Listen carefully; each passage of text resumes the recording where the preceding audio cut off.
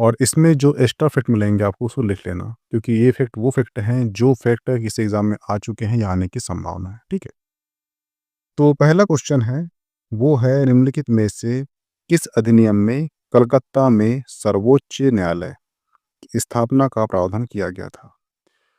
सबसे पहले बता दूं आपको मैं कि क्वेश्चन को बहुत ध्यान से पढ़ना। कई बार क्या होता है कि क्वेश्चन में ही आंसर होता है, हम ढंग से पढ़ते नहीं है, अच्छे से ध्यान से पढ़ते, हम ध्यान से पढ़ते नहीं है, हमारा जो आंसर है गलत हो जाता है। एक बार दो बार ध्यान से पढ़ना क्वेश्चन को, वो गलत होने के चांस जो है आपके खत्म हो जाएंगे। ठीक है, यहाँ पे पूछा है कि सर्वोच्च न्यायालय की स्थापना का प्रावधान किस अधिनियम के अंतर्गत हुआ था। तो यहाँ पे आपको दिख रहा होगा चार्टर अधिनियम, रेगुलेटर्स अधिनियम, ये 4 अधिनियम आपको दिए गए हैं। ठीक है, सबसे पहले समझ जाइए कि ये अधिनियम आए ही क्यों थे। ठीक है, तो ये समझने के पहले आपको समझना पड़ेगा कि जो 1757 को हुआ था, प्लासी का युद्ध हुआ था। ठीक है, इसके बाद हुआ है 1764 को, किसका युद्ध हुआ है, वो हुआ है बक्सर का युद्ध हुआ है। और बक्सर के युद्ध के पश्चात जो है ईस्ट इंडिया कंपनी जो है वो उसने अपना शिकंजा भारत में बना लिया। हुआ क्लियर। 1764 के बक्सर युद्ध को अंग्रेज द्वारा जीत लिया गया और इसके बाद बंगाल पर ब्रिटिश ईस्ट इंडिया कंपनी ने अपना शिकंजा कस लिया। हुआ क्लियर। लेकिन जो ब्रिटेन था, वहाँ की सरकार जो है किस पर, ईस्ट इंडिया कंपनी पर कंट्रोल पाने के लिए, इस पे नियंत्रण पाने के लिए बीच बीच में एक्ट लाते गई और इसी को हम कहते हैं चार्टर एक्ट कहते हैं। अब सवाल आपके मन में ये उठ रहा होगा कि यहाँ पे चार्टर वर्ड यूज क्यों किया गया, अधिनियम वर्ड यूज क्यों नहीं किया गया। उसके पीछे रीजन है। देखना, एक होता है चार्टर और एक होता है अधिनियम। वो क्लियर। चार्टर का मतलब होता है कि अगर भारत है, यहाँ भारत है, ठीक है, भारत देश में कंट्रोल पाने के लिए भारत देश के बाहर अगर कोई कानून बनता है और वो भारत में अप्लाई होता है तो उसे कहते हैं चार्टर। सिंपल सी बात कहा जाए तो भारत के प्रशासन को नियंत्रण स्थापित करने के लिए जो कानून बनाया जा रहा है वो कानून भारत देश के बाहर बन रहा है, अप्लाई भारत में हो रहा है, इसलिए इसे कहा गया है चार्टर अधिनियम। लेकिन वही सेम चीज भारत का प्रशासन के लिए जो कानून बन रहा है वो भारत के अंदर ही बन रहा है, उसे कहते हैं अधिनियम। हुआ क्लियर। इसलिए आप देखना कि 1857 की क्रांति के बाद दो पार्टें बांट लो इसे। ठीक है, इधर होता है आपका ईस्ट इंडिया कंपनी, इधर होता है ब्रिटिश क्राउन। 1757 के बाद जो है ब्रिटिश क्राउन का आधिपत्य हो जाता है भारत में। और 1757 के पहले किसका आधिपत्य होता है भारत में, वो होता है ईस्ट इंडिया कंपनी का। इसलिए 1773, 1793, 1813, 1833, 1853, ये सारे अधिनियम को बोलते हैं हम चार्टर अधिनियम। लेकिन उसके बाद जो ब्रिटिश क्राउन है भारत में वो शासन करने लग जाता है और भारत में ही वो भारत के अकॉर्डिंग नियम बनाता है, भारत के अंदर ही बनाता है। इसलिए इसके बाद के जो लॉ है, जो कानून है, उसे कहते हैं अधिनियम। तो इतना आपको समझ में आ चुका होगा कि अधिनियम और चार्टर में अंतर क्या होता है। हुआ क्लियर। उसी प्रकार जो है ब्रिटेन की सरकार ने ईस्ट इंडिया कंपनी में नियंत्रण स्थापित करने के लिए सबसे पहला जो एक्ट लाया था उसका नाम था रेगुलेटिंग एक्ट 1773। और इस एक्ट के माध्यम से जो कंपनी है उसके कार्यों को नियमन और नियंत्रण करने के लिए ब्रिटिश सरकार द्वारा उठाया गया यह पहला कदम था। वह क्लियर। इसका मतलब यह है कि कंपनी के शासन पर संसदीय, कहाँ की, ब्रिटेन की संसद नियंत्रण स्थापित करना चाहती थी। वह क्लियर। इसके द्वारा जो है पहली बार प्रशासनिक और राजनीतिक कार्य को मान्यता दी गई थी इस अधिनियम के अंतर्गत। वह क्लियर। और इसके लिए एक केंद्रीय प्रशासन की नींव भी रखी गई थी। और इसी अधिनियम के अंतर्गत जो बंगाल का और इसी अधिनियम के अंतर्गत जो बंगाल के गवर्नर थे, वो अब बंगाल का गवर्नर जनरल पद के नाम से जाना गया। और इसके बाद जो है मुंबई एवं मद्रास के गवर्नर को इसके अधीन किया गया। हुआ क्लियर? और इस एक्ट के तहत जो बंगाल का पहला गवर्नर जनरल बना था, उसका नाम था लॉर्ड वारेन हेस्टिंग। क्या नाम था? Lord Warren Hasting. लेकिन इसके बाद एक एक्ट आता है, वो आता है 1833 का एक्ट आता है। और इस एक्ट के माध्यम से जो बंगाल का गवर्नर जनरल था, वो संपूर्ण भारत का गवर्नर बन जाता है। और 1833 का जो चार्टर अधिनियम था, इस अधिनियम के अंतर्गत जो बंगाल के गवर्नर जनरल को भारत का गवर्नर जनरल कहा जाने लगा। हुआ क्लियर? और भारत का जो पहला गवर्नर जनरल होता है, वो होता है लॉर्ड विलियम बेटिक, जिसका नाम आपने सती प्रथा के उन्मूलन के लिए सुना होगा। और जो 1773 का जो रेगुलेटिंग एक्ट है, इसी एक्ट के अंतर्गत जो कलकत्ता है, कलकत्ता में 1774 यानी कि 1774 ईस्वी में एक उच्चतम न्यायालय की स्थापना की गई, जिसमें मुख्य न्यायाधीश और 3 अन्य न्यायाधीश होते थे। और इसी 1773 का जो रेगुलेटिंग एक्ट है, इसके अंतर्गत कलकत्ता में 1774 यानी कि 1774 ईस्वी में एक उच्चतम न्यायालय की स्थापना की गई, जिसमें एक मुख्य न्यायाधीश और 3 जो है अन्य न्यायाधीश थे। और जो मुख्य न्यायाधीश थे, उनका नाम था सर एलिजा इम्पे। क्या नाम था? Sir Elijah Impey. ठीक है, तो ये नाम आपको याद होना चाहिए। ये कई जो एग्ज़ाम है, पीएससी, वनडे, यूपीएससी से पूछ चुका है कि 1774 में कलकत्ता में जो उच्चतम न्यायालय की स्थापना की गई थी, उसके पहले मुख्य न्यायाधीश कौन थे? तो वो थे सर एलिजा इम्पे। और जो अन्य 3 न्यायाधीश थे, उनका नाम था, एक थे चैम्बर्स, एक थे लेमेस्टर और एक थे हाइड। ये नहीं पूछेगा, परंतु जो मुख्य न्यायाधीश है, आपको सिर्फ वो याद रखना है। हुआ क्लियर? तो इसका आंसर क्या होगा? इसका आंसर होगा ऑप्शन ए, 1773 रेगुलेटिंग एक्ट। हुआ क्लियर? नेक्स्ट क्वेश्चन है, सूची 1 और सूची 2 को सुमेलित कीजिए। मैंने आपको बता चुका हूं कि सर्वोच्च न्यायालय की स्थापना अधिनियम 1773 के अंतर्गत हो चुकी है। ठीक है, अब ये पिट्स भारतीय अधिनियम क्या है? तो ध्यान रखना, 1784 1784 को पिट्स इंडिया एक्ट लाया गया। और ये जो एक्ट है, इसके अंतर्गत भारत में दोहरा दोहरा प्रशासन का आरंभ हुआ। दोहरा प्रशासन का मतलब क्या है? तो इसके अंतर्गत देखना, एक बोर्ड ऑफ डायरेक्टर की स्थापना हुई और एक बोर्ड ऑफ कंट्रोल की स्थापना हुई। बोर्ड ऑफ डायरेक्टर जो है, ये व्यापारिक मामलों के देखरेख के लिए बनाया गया। और जो बोर्ड ऑफ कंट्रोल है, ये राजनैतिक मामलों के लिए बनाया गया। ठीक है, तो यहां शुरू होता है दोहरा प्रशासन। ये कब लाया गया था?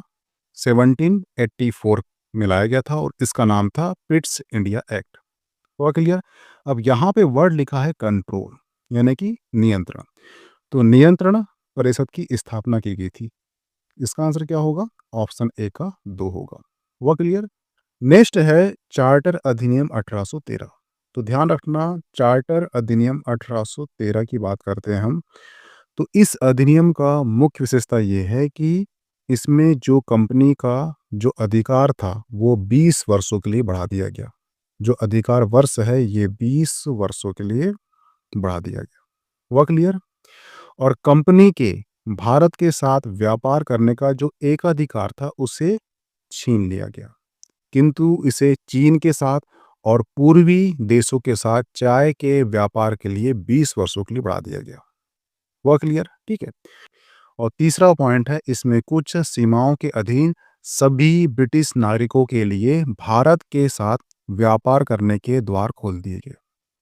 यानी कि ईस्ट इंडिया कंपनी व्यापार तो कर रही थी, परंतु जो ब्रिटेन के लोग हैं वो भी अपना व्यापार भारत से कर सकते हैं। इसके द्वार खोल दिए गए 1813 के चार्टर अधिनियम के अंतर्गत।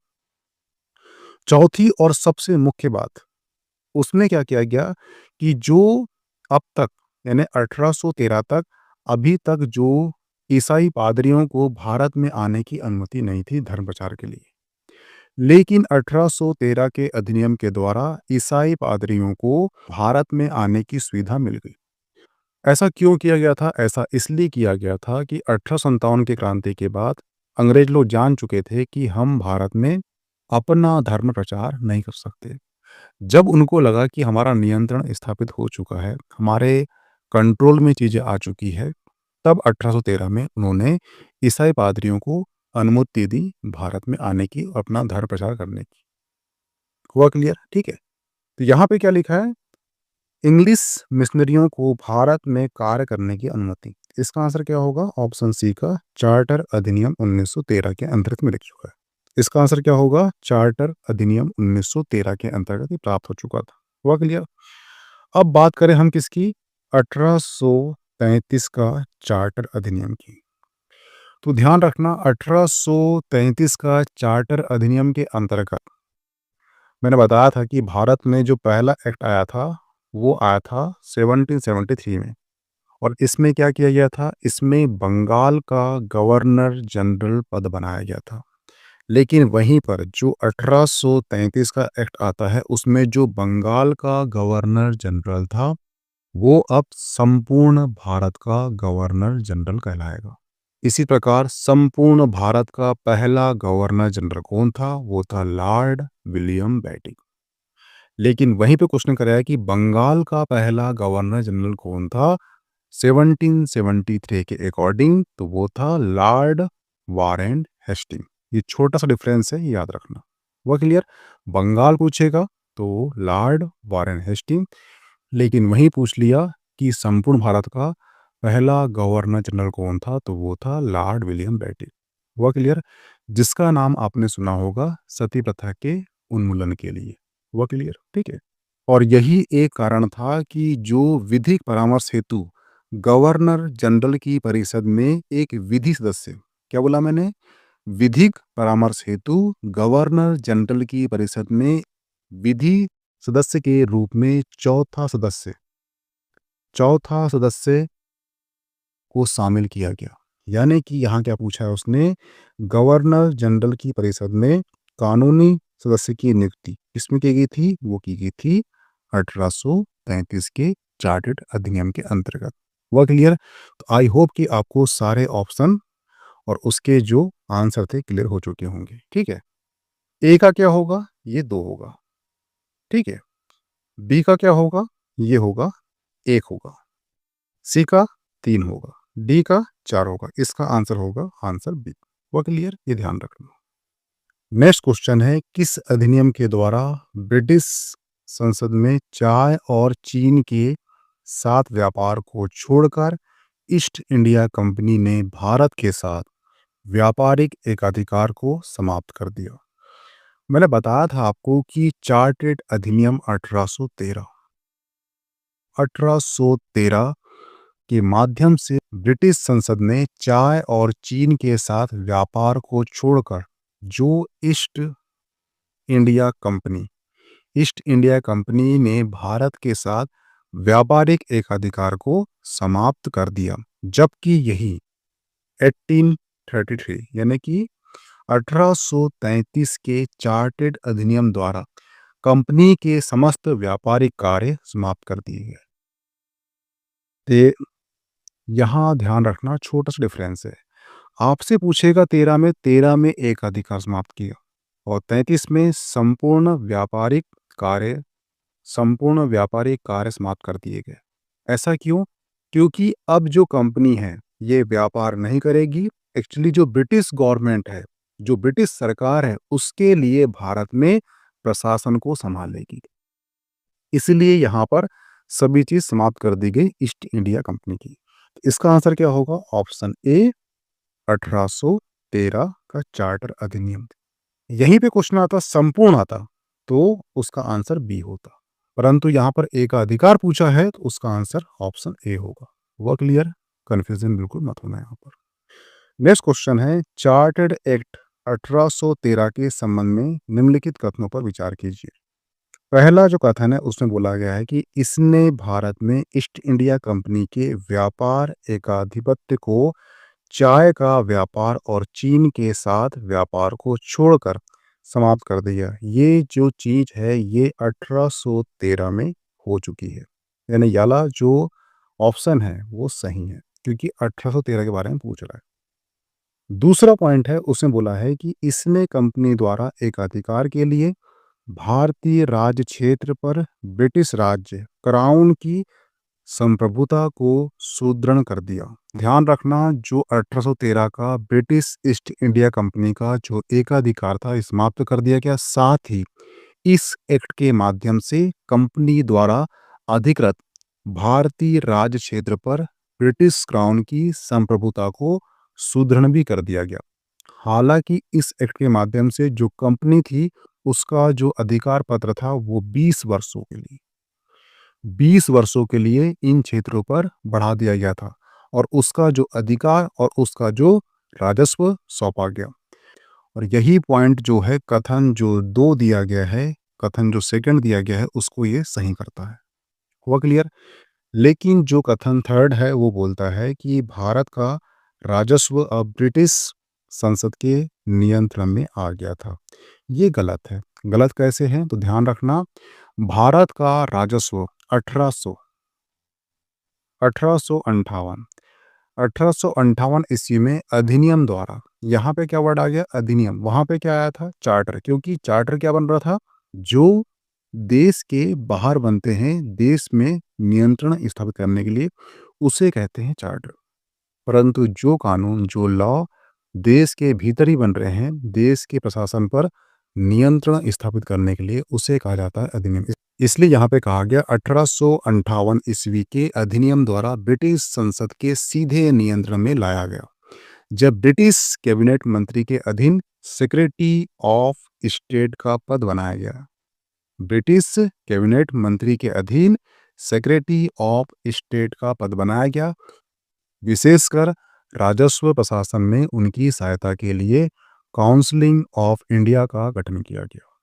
इसका आंसर क्या होगा? इसका आंसर ये नहीं होगा क्योंकि ये 1858 में हुआ है और यहाँ बात कर रहा है किसकी? वो 1813 की बात कर रहा है। तो इसका आंसर क्या होगा? ऑप्शन 1 और 2 सही होंगे, थर्ड जो है गलत हो जाएगा। हुआ क्लियर? नेक्स्ट क्वेश्चन है किस अधिनियम ने भारतवासियों को अपने देश के प्रशासन में कुछ हिस्सा लेना संभव बनाया? तो ध्यान रखना चार्टर एक्ट अधिनियम की जो धाराएं हैं उसमें सबसे महत्वपूर्ण धारा जो है उसकी संख्या है 87। 87 धारा है, उसमें कहा गया है कि किसी भी भारतीय अथवा क्राउन की देशज प्रथा को अपने धर्म, जन्म स्थल, वंशानुक्रम, वर्ण अथवा इनमें से किसी एक कारणवश कंपनी के अधीन पद अथवा सेवा के योग्य नहीं माना जा सकेगा। कालांतर में राजनीतिक आंदोलन में 1833 1833 एक्ट की यह धारा प्रशासन में भागीदारी हेतु मुख्य आधार बनी। इसका आंसर क्या होगा? ऑप्शन ए चार्टर एक्ट अधिनियम 1833 1833। हुआ क्लियर? अगर आप धारा 87 याद ना भी रखो तो कोई दिक्कत नहीं, पर ध्यान रखना कि 1833 का जो चार्टर एक्ट था उसमें भारतवासियों को अपने देश में प्रशासन में कुछ हिस्सा लेने का संभव बनाया गया। वो कौन सा एक्ट है? वो है 1833 का एक्ट। और यही एक्ट जो है भविष्य में प्रशासन में भागीदारी का मुख्य आधार बना। हुआ क्लियर? इसका आंसर क्या होगा? Option A. तो यहाँ पे जो पॉलिटी का जो पहला TYQ था, प्रीवियस ईयर का जो लेक्चर था, समाप्त होता है।